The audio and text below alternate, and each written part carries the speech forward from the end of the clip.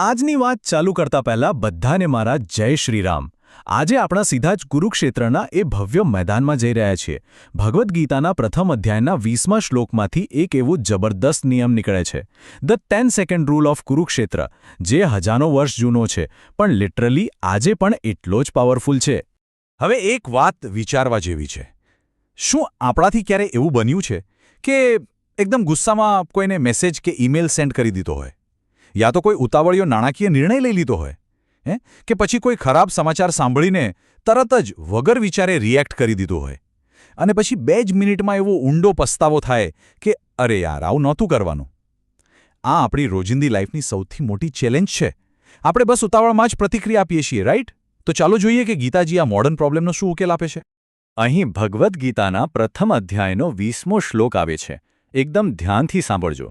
અથ વ્યવસ્થિતાન દ્રષ્ટવા ધાર્ત રાષ્ટ્રાણ કપિધ્વજ પ્રવૃત્તે શસ્ત્ર સંપાતે ધનુરુદ્યમ્ય પાંડવ. આ શબ્દોના અવાજમાં જ એક અલગ પ્રકારની ગંભીરતા અને દિવ્ય ઊર્જા છુપાયેલી છે, જે આપણને સીધા જે મહાભારતના મેદાનમાં ઊભા રાખી દે છે. તો આ શ્લોકનો ભાવાર્થ શું થાય છે એ સમજીએ. જ્યારે શસ્ત્રો ચાલવાની બસ શરૂઆત થવાની જ હતી, એક્ઝેક્ટ એ જ સમયે હનુમાનજીના ચિહ્નવાળી ધજાવાળા રથ પર બેઠેલા પાંડવ એટલે કે અર્જુને ધૃતરાષ્ટ્રના પુત્રોને એટલે કે કૌરવોને યુદ્ધ માટે બરાબર ગોઠવાયેલા જોયા અને પોતાનું ધનુષ ઉઠાવ્યું. અહીં સૌથી મોટી નોટિસ કરવા જેવી વાત એ છે કે અર્જુન તરત જ તીર નથી ચલાવતો. એ પહેલાં સામે ઊભેલા આખા સૈન્યનું અને પરિસ્થિતિનું બારીકાઈથી મૂલ્યાંકન કરે છે. આમાં એક શબ્દ આવ્યો છે કપિધ્વજ. આ બહુ જ ઇન્ટરેસ્ટિંગ છે. કપિધ્વજ એટલે એવો રથ જેની ધજા પર સ્વયં ભગવાન હનુમાન બિરાજમાન છે. અને હનુમાનજીનું પ્રતીક એટલે શું? દિવ્ય પીઠબળ, ગજબનું ફોકસ અને અખૂટ શક્તિ. અર્જુન પાસે આટલી દિવ્ય શક્તિ અને સંપૂર્ણ ફોકસ હતું, છતાં પણ એણે આંખ બંધ કરીને સીધો હુમલો ના કર્યો. એણે પહેલાં ઓબ્ઝર્વ કર્યું. આ જ દર્શાવે છે કે સાચી તાકાત ઉતાવળમાં નહીં પણ ધૈર્યમાં છે. The Kurukshetra context. ભયંકર ઘર્ષણ પહેલાંની શાંતિ. જરા એ દ્રશ્યની કલ્પના કરીએ. બંને પક્ષે લાખો યોદ્ધાઓ ગોઠવાઈ ગયા છે, હથિયારો ચમકી રહ્યા છે અને યુદ્ધ બસ શરૂ થવાની અણી પર છે. એ બરાબર એ જ ગંભીર ક્ષણ છે જ્યાં શસ્ત્રો ટકરાય એ પહેલાં એકદમ પિન ડ્રોપ સાયલન્સ છવાયેલું છે.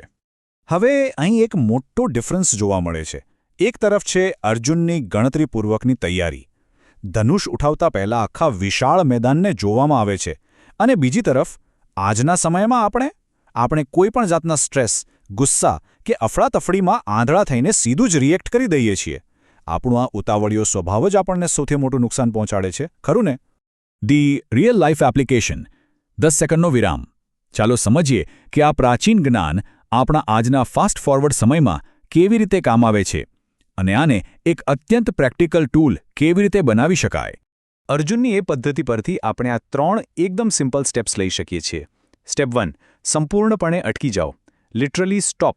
જ્યારે પણ કોઈ સ્ટ્રેસફુલ પરિસ્થિતિ આવે ત્યારે રિએક્ટ કરવાનું બંધ. સ્ટેપ 2, એક ઊંડો શ્વાસ લઈ પરિસ્થિતિનું શાંતિથી અવલોકન કરો, બરાબર? એવી જ રીતે જેમ અર્જુને આખા મેદાનને જોયો હતું. અને સ્ટેપ 3, પછી જ યોગ્ય અને નિર્ણાયક રીતે એક્શન લો. બસ આ 10 સેકન્ડનો સમય આપણા મગજને એકદમ શાંત કરી દે છે. આ 10 સેકન્ડનો નિયમ એટલા માટે ઇમ્પોર્ટન્ટ છે કારણ કે આપણા રોજના જીવનમાં આવા કુરુક્ષેત્ર ઊભા જ હોય છે. ઓફિસમાં બોસને ગુસ્સામાં ઈમેલ મોકલતા પહેલાં, શેરબજારનો કોઈ મોટો ફાઇનાન્શિયલ નિર્ણય લેતા પહેલાં, ઘરના લોકો સાથે કોઈ મોટી દલીલ કરતા પહેલાં, અથવા કોઈ ખરાબ સમાચાર સાંભળીને તરત ગભરાઈ જતા પહેલાં, બસ આ 10 સેકન્ડનો પોઝ લેવો જ રહ્યો. આ નાનકડો વિરામ આપણને આપણા આધુનિક જીવનમાં થતા મોટા નુકસાનથી ચોક્કસ બચાવી લેશે. તો આજનો મુખ્ય ઉપદેશ એ છે કે બહાર કોઈ પણ એક્શન લેતા પહેલાં અંદરના ફોકસને જાગૃત કરીએ. આપણું કપિધ્વજ એ બીજું કંઈ નહીં પણ આપણું પોતાનું આંતરિક ધ્યાન છે. આજનું એક પ્રેક્ટિકલ ટાસ્ક એ છે કે આજે જ્યારે પણ કોઈ સ્ટ્રેસ આપતી સિચ્યુએશન આવે ને, ત્યારે તરત જ રિએક્શન આપવાને બદલે માત્ર 10 સેકન્ડ માટે થોભી જજો. એ ધીરજ પછી લેવાયેલો નિર્ણય એકદમ સચોટ જ હશે. વિચારો, જો માત્ર 10 સેકન્ડનો વિરામ આપણા નિર્ણયો આટલા બદલી શકતો હોય તો આખી ગીતા જીવન કેટલું બદલી શકે? આજના માટે આટલું જ, પણ ડેલી આવી વાતો માટે જોડાયેલા રહેજો આપણી ચેનલ સનાતન રહસ્ય સાથે. મળીશું કાલે અધ્યાય 1ના શ્લોક 21 સાથે અને નવા જ્ઞાન સાથે. જય શ્રી કૃષ્ણ.